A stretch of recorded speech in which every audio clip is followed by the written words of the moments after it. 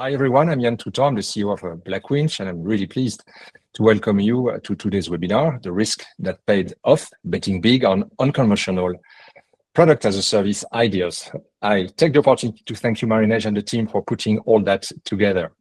So Jonas, Yann, Dominiek, I had the pleasure of speaking with each of you in the second session of my Product as a Service Champion podcast. And at Blackwinch, our podcast goes deep in the most inspiring as a service business models, and that's what we've done together. This webinar today is to bring together the voices of these episodes for a unique roundtable. We want to be spotting common patterns across all your different as a service models. And that's the added value of Blackwinch. We are turning those recurring theme into a clear implementation methodology and helping others to launch or to scale their own model. So today we are going to focus on the major decisions, the stories that go against the grain, and those times where people choose, bold moves over playing it safe. And you will hear from the pioneers who dared to question things like ownership, completely change the customer journey, or create business models that challenge that we think as normal. From circular furniture and flexible lighting to completely rethinking emissions in the sports industry, the lessons that you are going to hear today, they are powerful, they are practical, and they are real. So let's get things started. And I'd like to start one question to our panel today, which is the moment of ignition, the first bold step. What made each of you commit to product as a service? Was it a response to a customer request, a market trend, or simply the realization that the current model was broken? I'd like to start with you, Jonas. You've said in our podcast that it doesn't make sense to own furniture when everything else, like office space, is rented. So what triggered your shift toward this as a service model? Well, I think for me, it was a lot of different reasons, but I was very inspired by Johan Rockström and I took a pledge of saying, how can I create business models that are, net positive zero and making the planet a better place? So I think circularity is one of the solutions around that. So I was constantly looking for different models of circular business models where I thought it would actually make sense. And then I was actually a guest speaker at Cushman & Wakefield, one of the big advisory firms in real estate, and I just understood that this business is so legacy. They're still in the 60s. So it's a combination of understanding you can find an industry where you can disrupt, but also build it on circular principles. Because by using technology and circularity in a new way, because 99% of companies do not own their office today, why should you own office furniture? It doesn't make sense. So that was the linchpin of the thinking around this. And so it's basically how can we find a circular business model, but also an industry to disrupt with a new model, becoming the AWS and Uber for that industry. So that's what I set off to do. Yeah, thanks. Disrupting an industry and going for circular. And you will see that circular is a common theme that will come back very often during this webinar. I'm going to you, Dominiek. You took the decision to launch circular light as a service. And that's rooted in a major structural trend from the European carbon goal to the rise of digitalization, quoting you from the podcast. So can you take us back to the moment you decided to bet on this approach, Dominiek? Yeah, well, it's now something like 5 years ago, 2020, it must have been when we did a major update on our strategic direction and decided to put circularity really at the core of the purpose of our company. So it's now deeply grained into who we are. And the insight actually indeed came out of that must do altogether achieve that decarbonization. By 2050, we want to be carbon neutral. But if all buildings are being renovated at the current pace, it will take more than 100 years before the whole building stock in Europe is being renovated. So we need to accelerate that to achieve that common objective that we have. But then if we do it in a traditional way, that will provoke a lot of use of natural resources, which we basically will not have in the foreseeable future. So from that perspective, we said, while accelerating renovation with a circular solution is something we need to do.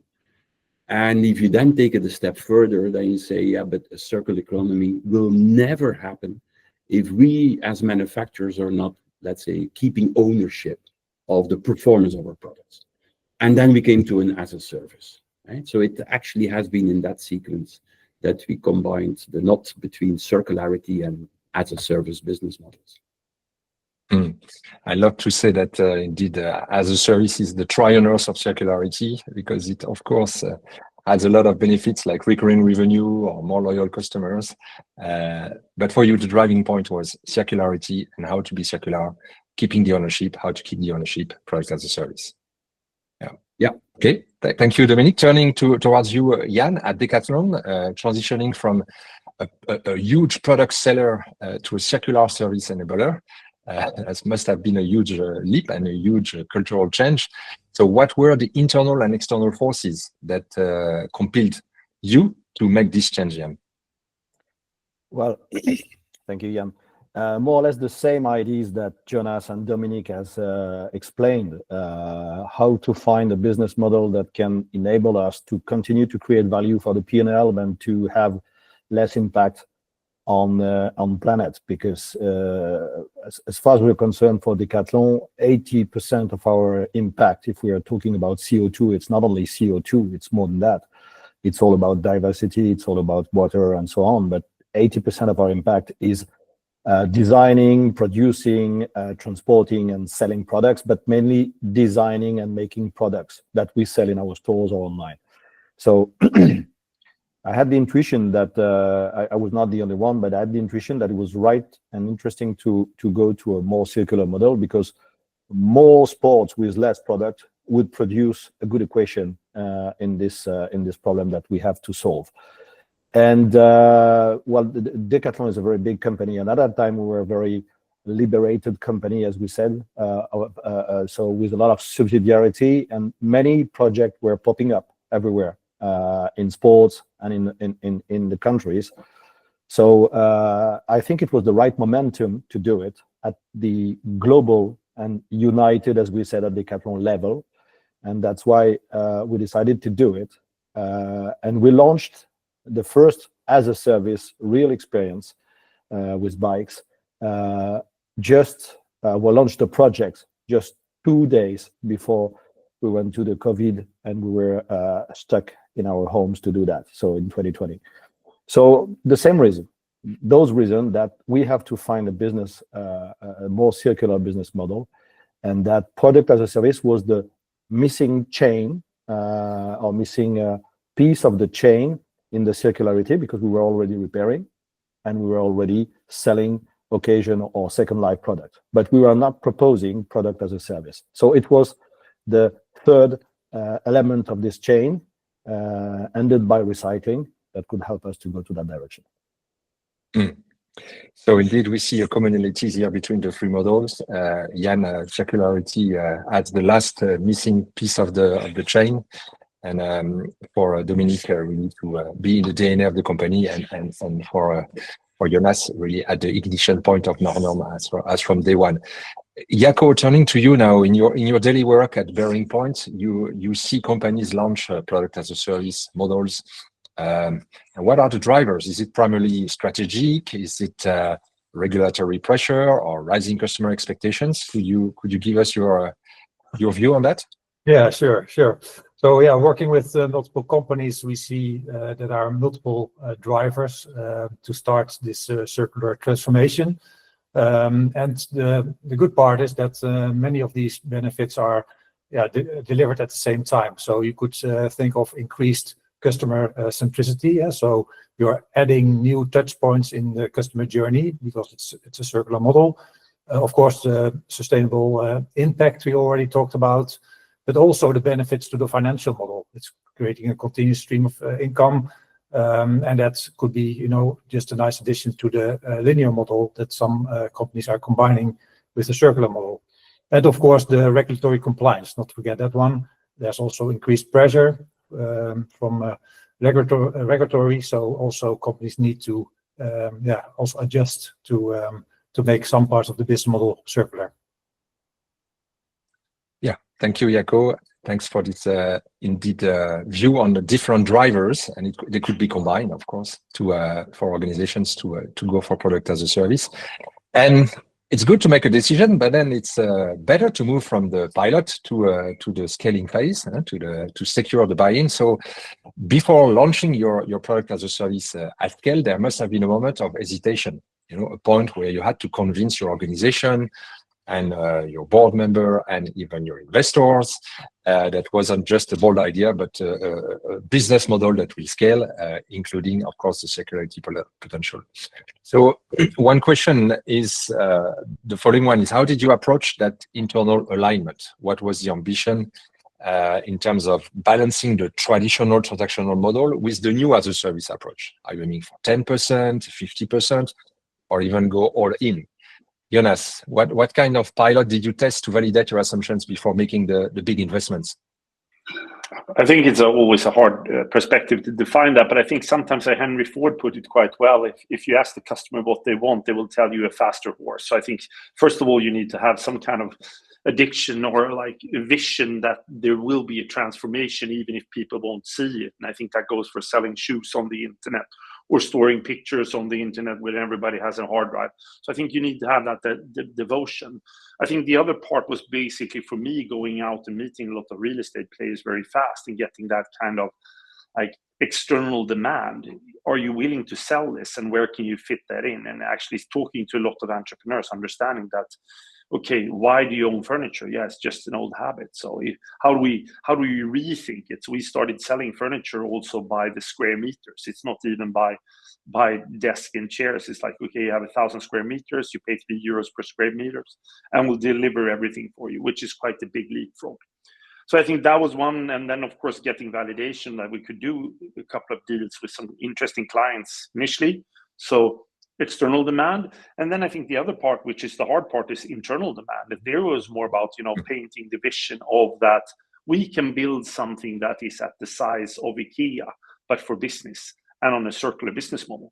Because when greed shows up, logic leaves. So I think it's very important that you've been able to create that value creation internally, because then there's dreams. If you're just a small project in the basement moving Post-it, the only thing you know is after you spent those 3-4 million euros, the money is gone.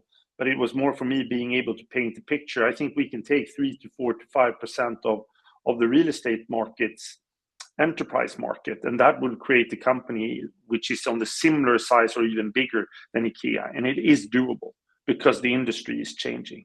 So I think that vision, perspective, and value creation became important for the board to make the decision.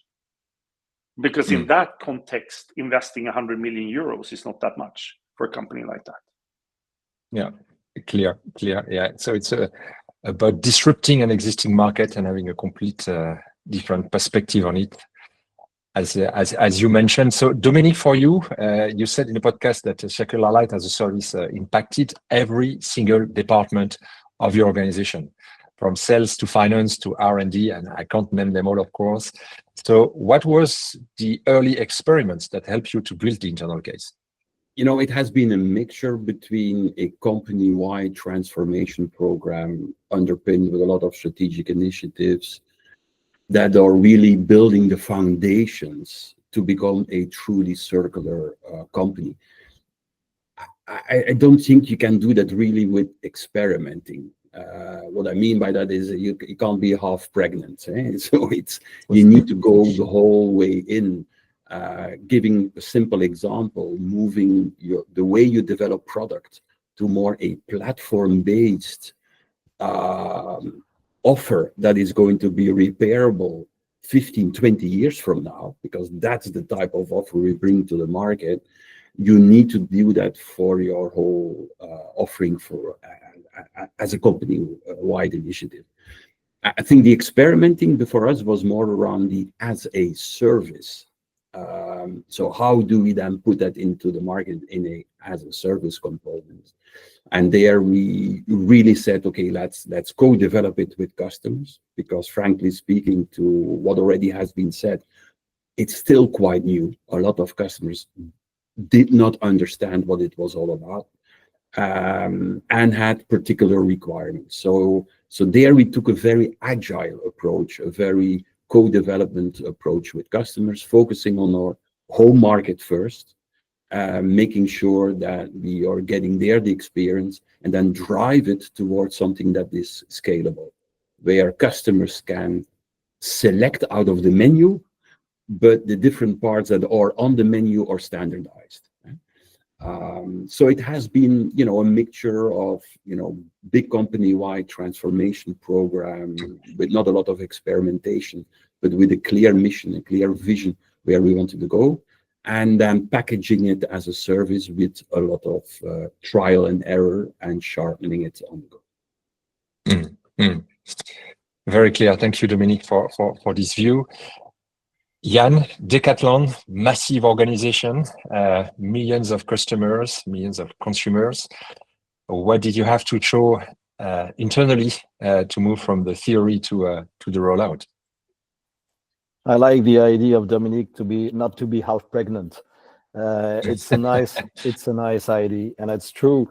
I think that as a leader, I had to be really convinced that I was taking a journey that was not only for 1 year and 2 years, and much more for my life extent in this company.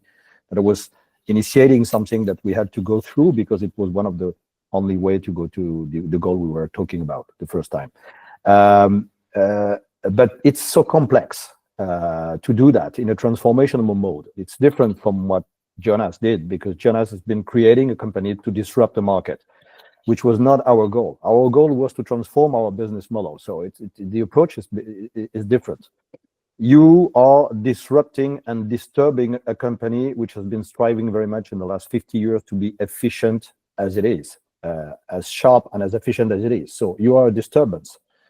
So you have to go progressively, and you have to know that you begin and demonstrate that you're on the right path, on a path that is acceptable, on a path that is possible, on a path that will progressively demonstrate the value creation that you were expecting. So we have to go progressively from park to bigger park to MVP, choose the sports, choose the geographies, choose the sponsors, choose the detractors also, because they can help us to do the right things, and or at least welcoming them, because you don't shoot them, but you welcome them, because the ideas that they have is not as difficult as or is not as bad as it could be for you. It can be very good.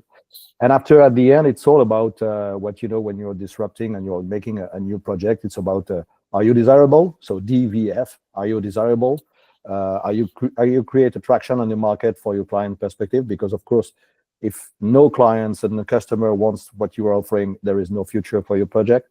Does it create value? And do you have the capability to imagine what would be the P&L of such an activity, even if at the beginning 80% of the data are statistical or hypothetical, but can you imagine what it could be and why you would go to that direction? And then is it feasible in terms of CapEx and OpEx?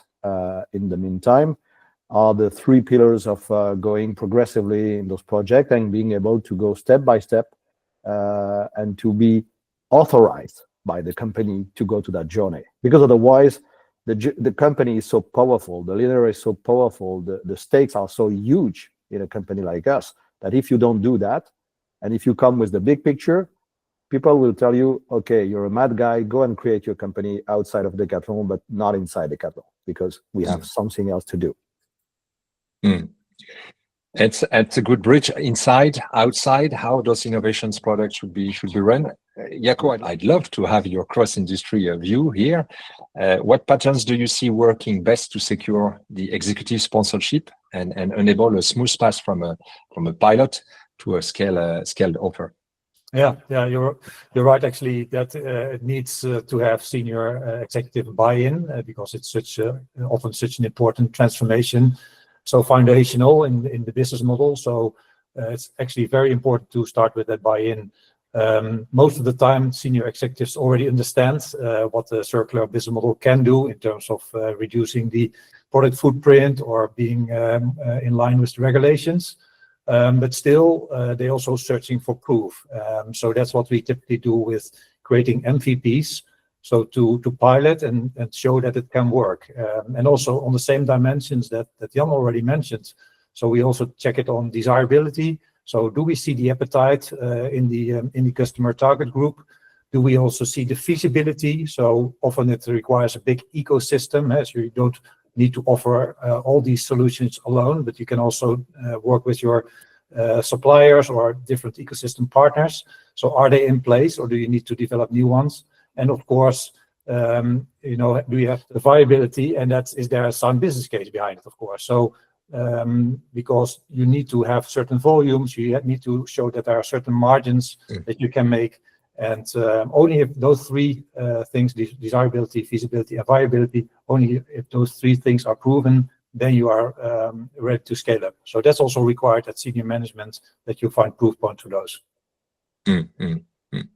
Thank you, Jaco. Indeed, the availability to draft a P&L of the offer and the model, or even the business unit, is key to put some figures on the ambition. Maybe not to add as well, Jan, is that also some companies with private equity behind them, they also don't need to be convinced that they need to develop circular models, because they know that switching from a linear to a circular model can also increase the multiples. We know that organizations are valued just more when they have, for instance, a subscription model. So that's not a reason to start changing. Indeed. Thank you, Jaco. I will now give the mic to Marinège for asking the audience a quick question. Over to you, Marinège. Exactly. Thank you, Yann. So we would like to launch a poll now, just to ask everyone a few questions regarding what are the most difficult challenges when it comes to developing your own product as a service offer. So there are a few options between strategy, marketing, sales, operations, funding, finance, ecosystem, and circularity. So if you can please go to the bottom right of your screen, and if you click on activities, which is the icon with a smaller triangle, square, and circle, then you can see the poll that is live and you can vote directly. So you have a few options between all those different items. I'll give you a few minutes. But the idea is to really understand what you see as your own challenges within your own organizations when it comes to developing your own recurring revenue model. And this will help us then shape the discussions of this webinar, just to see and to address those topics further. So we have a lot of people voting, which is great. I give a few more seconds for everyone to vote.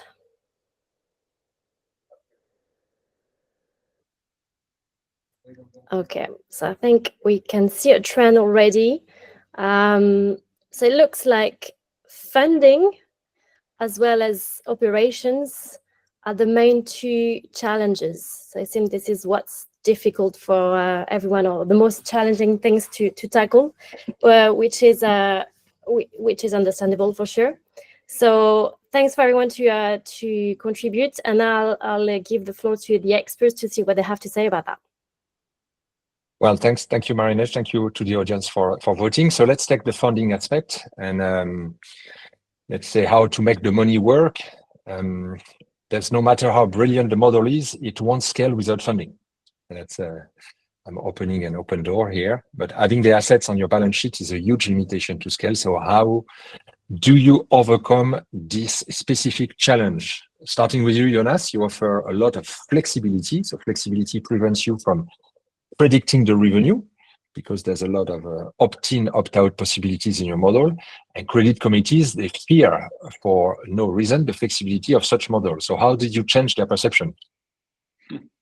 Well, I don't know if we have changed their perception yet. I think we should be honest that, furniture is seen still as consumable. And I think, it's up to me to develop and create an asset class which is furniture, like the car industry has done.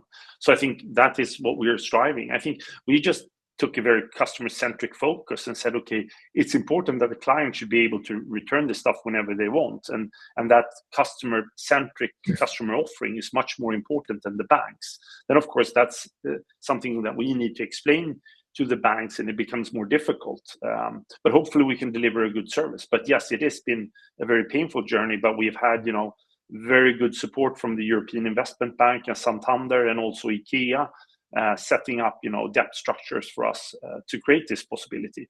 But it's also by having a very tight design range where we have very, very limited SKUs. So if you don't own, we can circulate to others, which makes it affordable for more. So I think it's a combination. I think I see a lot of people trying to do circularity, but it's just a linear model with linear products that are not made for circularity. And then, of course, you can't move them around. So then it becomes difficult. But that is our perspective.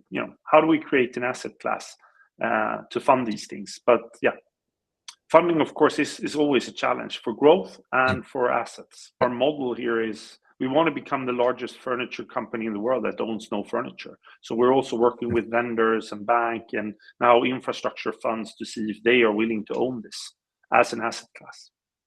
Mm-hmm. And the importance indeed of a very limited catalog to ease the model and to make the funders understand.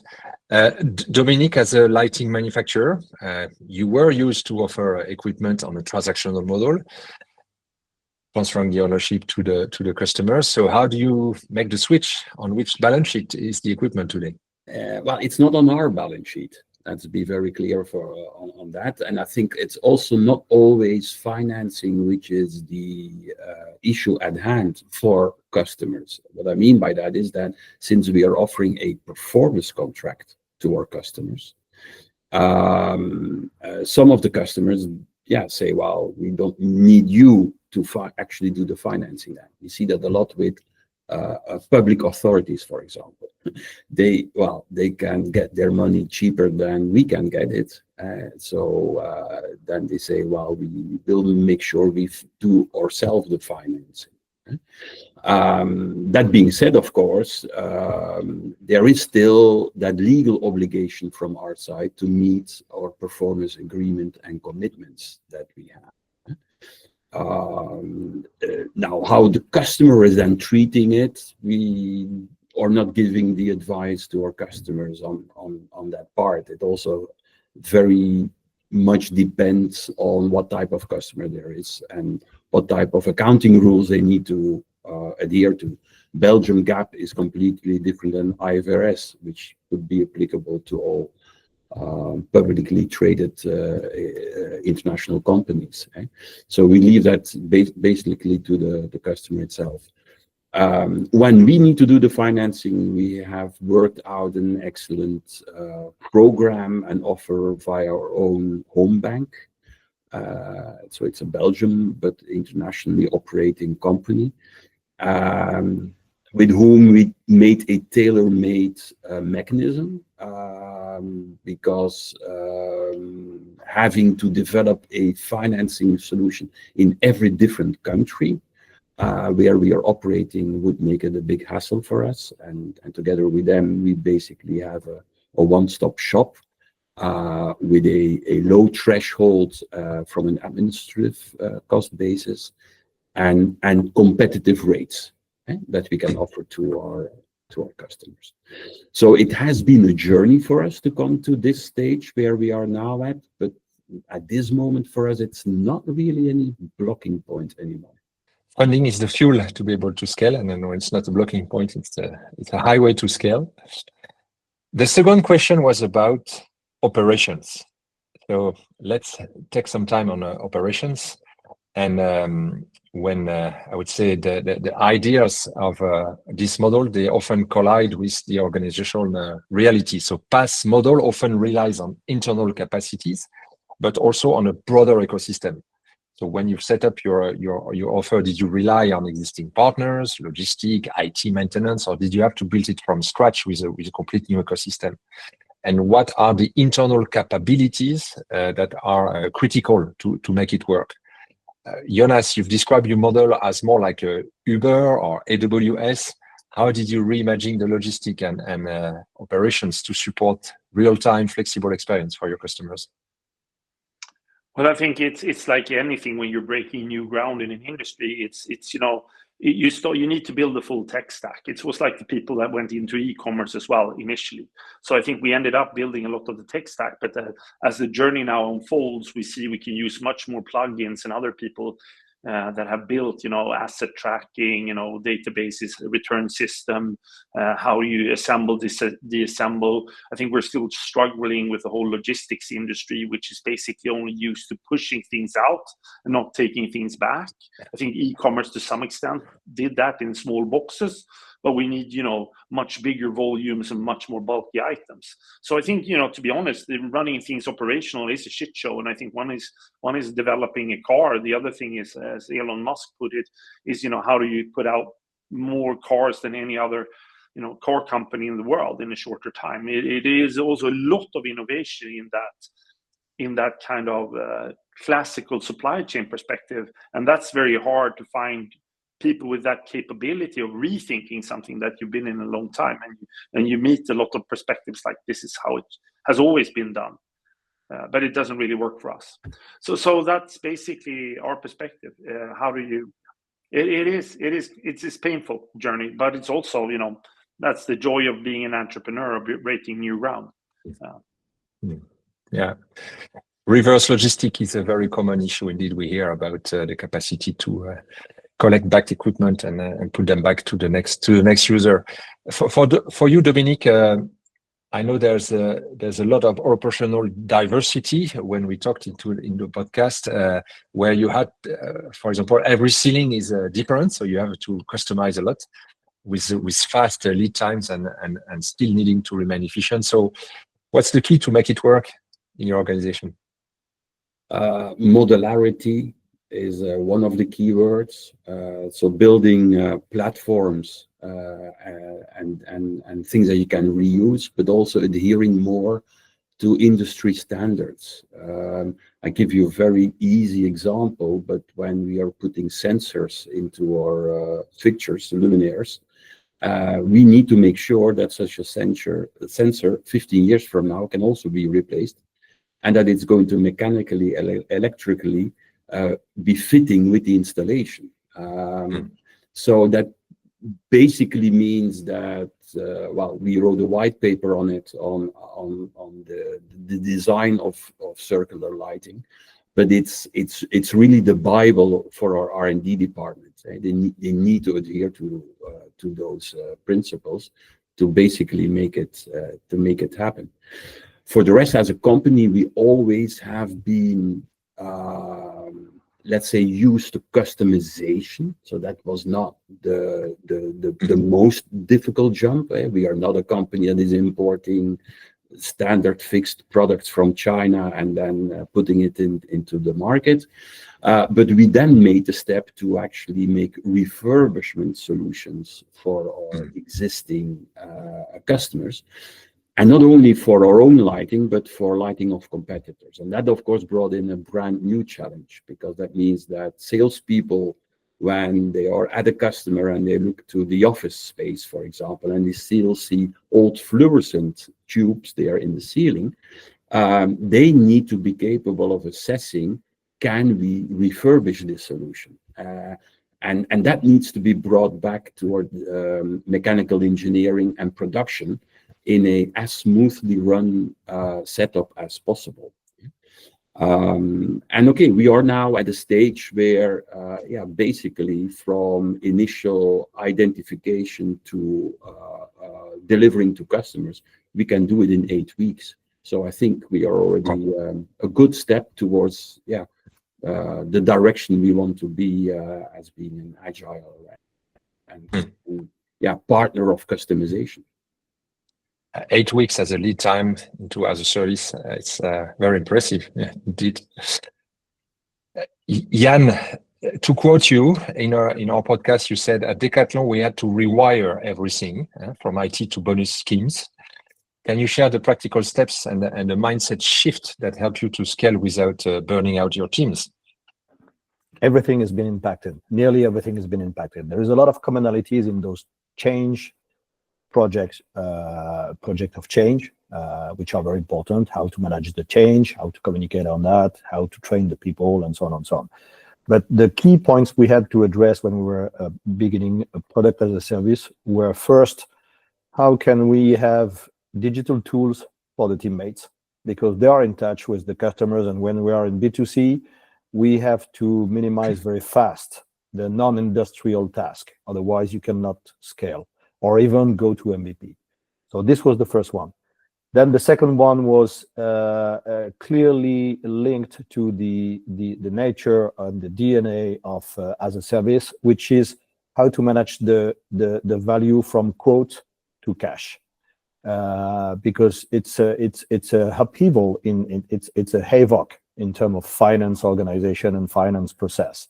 So this was in parallel, but I would say that it was the second major topic that we had to chop progressively to be able to address the things. And I would say that the third one was, and is still, because when I'm talking about that, we are still in progress, is how to manage a new kind of risk that does not exist in a linear business model, which is the risk of payment and the risk of fraud, which is much higher than the other one.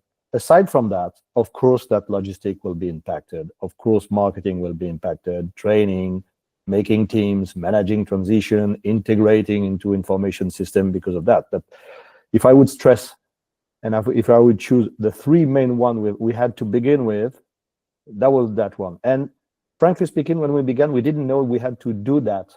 We progressively discovered that it was the prior of the prior. And 5 years now, with experience, yes, I would confirm that for us, in our context, we had to do in that priority. Thank you, Yann, for that. Jaco, I guess you see, and I'm sure because we talked about it, you see many clients that are stuck in traditional operation models. What's your advice? And how to introduce those scalable automations? Yeah, I think it's very important because we talked a lot about the operations within the organization. So a lot of things need to change, design for circularity, design new logistical flows, etc. And I think it's very important also to start with the customer journey. So actually, you are extending your journey. There needs to be a repair flow. There needs to be a return flow. So there are multiple new contact moments, and they all need to be designed and shaped. So, like we always say, try to work outside in, and then see how you can operationalize those steps. I think that's most often makes the most consistent customer journey when it comes to circular models. Mm-hmm. Customer journey centric and outside in, yes, as the best practice. Yeah. Thank you, Jaco. Of course, time is always going faster than we want, so we have only a few minutes left, but I'd like to take one last question, which is about circularity, which is not the cherry on the cake, but circularity is the cake. So how to see circularity as the core business logic of your models? Jonas, you said that the end-of-life concept is outdated. Your circularity is everywhere, so could you just detail this approach to us? And I'm sure you will have a strong statement there. Well, I think it depends on, I have the luxury of actually, just saying, okay, I say no to a linear model. I don't have to transition from one model to another. I don't have that challenge of trying to convince an organization that has been making great money on linear model. I just personally believe that the circular model is just a more efficient model, because we've been, we've educated the market to new models, constant changing things to drive cash to our corporations. But I believe that the cost of doing business and just taking things out of the planet is going to be taxed over time. So I think it's a much more efficient model to actually run a circular model, because today, you pay taxes and you pay your people, but the whole perspective of actually paying back to the resources of the planet that you have taken is today not effective. And I think that will change. So that is my bet. And if that changes, then all circular models will have much more stronger capability to survive. And I also believe that the consumer over time will actually have a much stronger saying, and the preference of choice is going to be on circular things. But jury's still out. That's my view, and I think it's gone faster than I thought the first 3 years. But we'll see what happens now with the different climate around sustainability and circularity, and if the consumers will switch back to being much more linear in their thinking.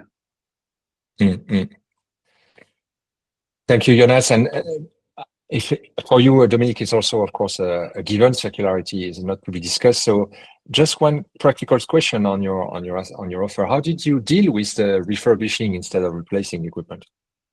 Yeah, so let's say the origin of that is coming back to what I said at the very start of this webinar, of what sparked the thinking, and that was, how can we accelerate that renovation of all those buildings that are still so energy inefficient, but then in a very circular way.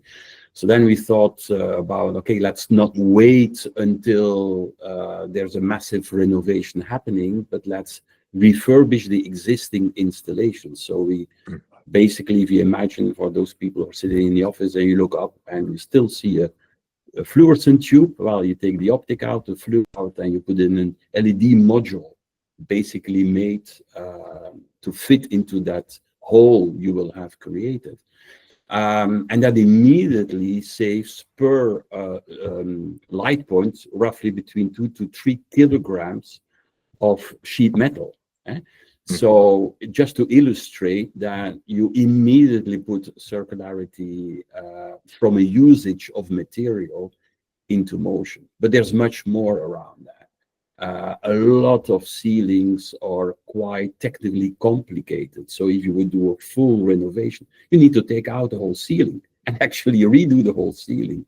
So that's even more waste that we can in that way avoid. Now, I want to stress one thing, and I think it's important because I strongly believe that every high quality manufacturer should embrace circularity, because what are the principles of circularity? And we call it endless, effortless, wasteless. It starts with that endless component. The most circular product is a product that does not fail. So it actually is intrinsically a model that is embracing high quality products. So for us, that was also, from that perspective, a natural next step to take. Yeah? And then, of course, you make it effortless in the refurbishment, in the updating it, and we would like to avoid creating waste. But recycling is actually, the very, very, very last thing you should be thinking about when you think about circularity. So every high quality company or brand or product is for sure already a closer step to circularity. Thank you, Dominic, for this view. Yann, at Decathlon, there's a KPI that I love, which is your CO2 per euro of margin. How does this practice align with your vision of a sustainable future? It's the sense of what we are doing at Decathlon. Every company should have a sense, and most of them have. Ours is to go for to expand sport, and behind sport, the health and the wellness of sports for human. So this sense deserves to develop. Of course, with us, we hope so, but anyway, if it wouldn't be with us, it needs to develop in the humanity. So the sense is very strong, but how can we develop? So how can we expand in more geography, with more sports people, with more practice of sport, but on the other side, being and continuing to impact the planet as we do? We cannot do that. So measuring and having a strong vision and a strong direction on value creation in P&L and value creation in reduction of impact is the only way to go the right direction, and very aligned with the sense of the company. Clear. A strong vision that everybody carries. Jaco, when scaling as a service, why is embedding circularity into the company DNA is an essential move? Yeah. So I think we have seen also quite some what we call subscription fatigue. So people, consumers are having multiple subscriptions, and when they are adding up at the end of the month, that's becoming quite a lot. So I think we hear great examples how to tell the story. It's also about this narrative to explain that high quality products are more circular, and that way with that purchase or that stepping into that circular model as a consumer also is contributing to a better world. So I hope that this will resonate and that companies are able to tell the story, that people buy into this also circular perspective, not only the price perspective, but also longer term circular perspective, and that more and more customers will be convinced that this is the way forward instead of just adding up the prices. Mm-hmm. Thank you, Jaco. So as the audience might see, we are a bit behind the time that we forecasted, but we still have, I would say, 5 minutes to go before we conclude. So thanks for staying with us. Before we take some questions, I would like to get the golden nuggets from all of you. So to end with a reality check, if you could go back in time, what you would tell yourself before you started your PaaS transformation? So if we can have a punchy answer from all of you. Yann, what would you tell to the Yann before PaaS? The conviction is important, and being convicted being in conviction that you're going to a journey, and that the goal is far away from the extent of working life, I would say. This is something for me, this is something which is very strong. So build something that somebody can rely on to go and to grow further, because for us, this is a transformational journey. For Jonas, this is a creation journey. This is different. But anyway, this is more than a lifetime working journey that you are embracing, doing so. So being convinced that the pleasure will come day to day and not be too impatient to go to the goal. Thank you, Yann. Jonas, you would meet the Jonas before Nornorm. What would you tell him? Well, I think it's a good reflection from Yann, and I think I need to constantly remind myself it is the journey that is the goal. It's so very easy to get caught up. We need to hit 50 million euros of revenue. We need to be profitable in all markets. We need to deliver this to shareholders. We need to have this and NPS score. We need to have all of these things.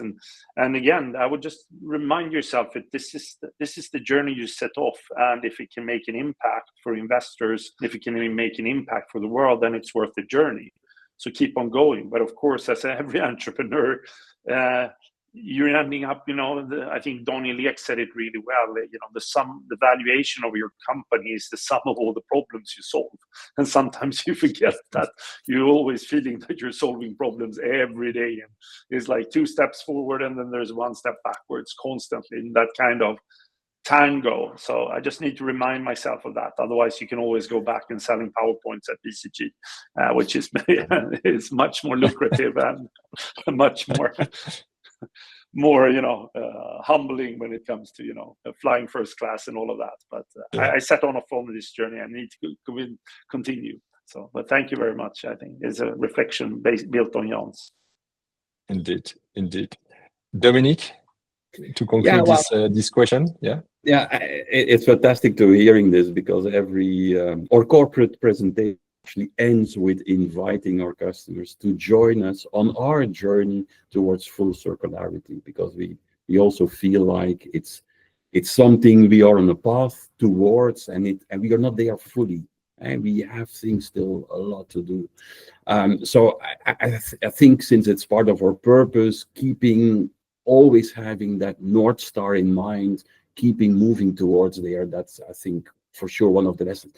I think the other one is that whilst you're implementing, and again for us that was especially when it comes around the as a service model, be flexible, learn on the go, understand you will not find you will not find the ideal customer immediately, and your offer is not going to be ideal from day one. But learn from it and adapt on the go. Thank you, Dominique, and thank you everyone for sharing your practical tips. Before concluding, Marie-Neige, I hand over the mic to you for 1 or 2 questions. Yes, indeed. Thank you very much. We have actually 2 questions. The first one is about sales, which is, what did you do to convince salespeople to change their mindset and sell more as a service? Yann, Dominique, Jonas. I can answer this question. Yeah. Integrate this in your bonus program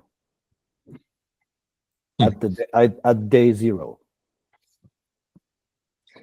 Part of the bonus scheme. That's very often that companies we meet indeed think that salespeople will sell it even if the reward scheme remains on transactional business. For us, it was understanding that it's another skill set. And therefore, you will have people who have the perfect skill sets to be excellent in the normal business, transactional business, but will not make it in new. And just acknowledge that and make sure you have the right people on board. Yeah. Your existing sales force is maybe not compatible with the new model. Yeah. And maybe also to add new sales opportunities also later in the funnel, because you have returning clients, so you have excellent opportunities to sell over the entire life cycle of a client, including the return repair moments. You have multiple check-in moments, so multiple sales moments as well. Thank you. Marie-Neige, we're going to take the second question. Thank you. Yes. The other one is about funding. And it's, how do you know when it's time to stop self-funding your model and seek external support? Good question. When to switch from funding with your own funds to external support? Jonas, do you want to take this one? Well, I have a very different perspective of that. I think it's as soon as you can. It depends on, I think building a circular business today and then building, something that really can transform the world takes quite a lot of money. So you can have the audacity of, recruiting, the best people. So I think for me, it's always like, I don't need to have the whole pie. It's about growing the pie and then taking that smaller slice and inviting in people with, strong pockets like H&M, IKEA, private equity companies. But that's a different journey as well. And it's maybe not as, but for me, it's like, you need to create that momentum of going big and having the audacity, because that drives capital. So it's, if you start, but I salute everyone else that pays their own money and, builds it small and takes that journey. But I think I've always tried to see, how do you create an express train by getting funding? So funding is also a lot of sales, because I'm constantly on a constant funding journey. Thank you, Jonas. Your banker is calling you. But that's more about why there's no funds coming in to pay the salaries. I'm just kidding.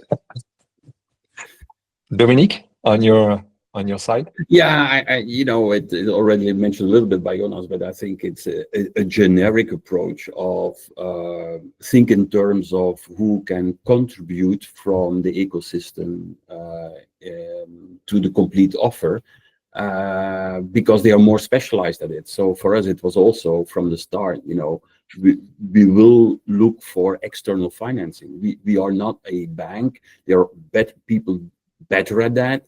So let's find partners with whom we can work. Has been quite a journey before we came where we are today. But from the outset, we said, that's not something for us. Thank you, Dominique. Well, unfortunately, it's time to conclude. So this webinar wasn't just about bold ideas, but what we've seen is, of course, your discipline, your courage, but also the clarity that was needed in terms of vision to make it real. What I've seen today, and I'm sure you've seen it too, is a successful product as a service strategies, and that they are not improvised. That's for sure. They are engineered around customer desirability, sustainability, that was the running firm, but also around the new ways of thinking about creating value. So from Jonas' take on rethinking ownership, Dominique, the end-to-end lighting system, and Yann's transformation inside a giant retail organization, I think the message is clear: when it's done right, product as a service, It's not just disruptive, but it's inevitable and is a way to scale. So I'd like to thank you everyone for your time and your participation. Happy to reach out to you. At BlackWinch, our mission is to turn this boldness into a methodology.